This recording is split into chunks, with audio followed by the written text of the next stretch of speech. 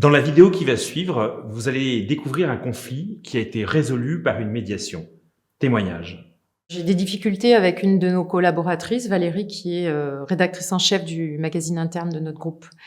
Pourtant, Valérie fait partie de mon équipe depuis longtemps et jusqu'à présent, on s'entendait bien.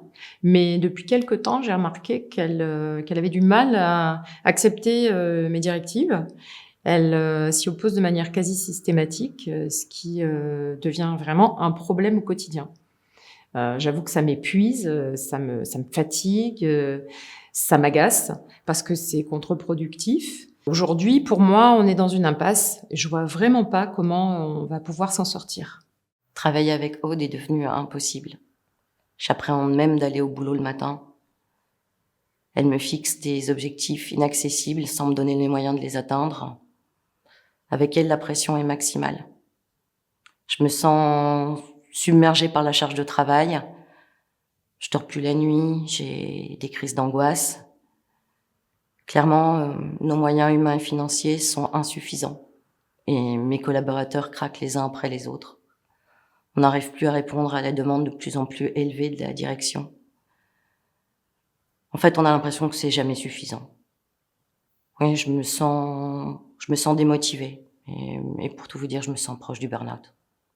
Alors c'est vrai qu'au sein du service, il y a beaucoup de tensions, mais justement, j'attends de Valérie, qui est rédactrice en chef, de faire des propositions là où ça coince, parce que la critique systématique induit des tensions entre nos collaborateurs, et finalement, c'est tout le service entier qui en pâtit. Ce que j'aimerais, c'est que Valérie comprenne que je ne suis pas son ennemie, mais qu'on est une équipe, et que si on veut avancer ensemble, on n'a pas d'autre moyen que de se serrer les coudes, plutôt que de se diviser.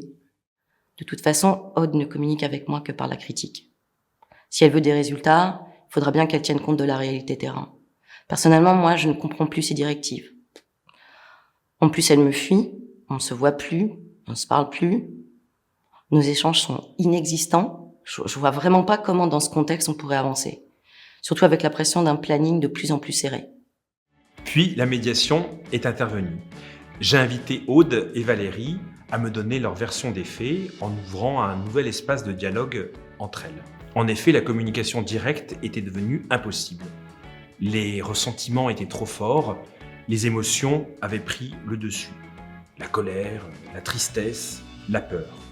Je leur ai donc invité à communiquer entre elles en toute objectivité. J'ai déroulé le processus de médiation dans un schéma accepté par les deux salariés et j'ai veillé surtout à ce que les discussions soient courtoises et respectueuses. Par le questionnement, par la reformulation, par l'écoute active et bienveillante, les deux salariés ont réussi à co-construire un accord, à trouver les voies et moyens de solutions pour travailler à nouveau ensemble, pour s'écouter. La médiation a atteint ses objectifs, car le service a réussi à retravailler, à produire des résultats dans un climat apaisé.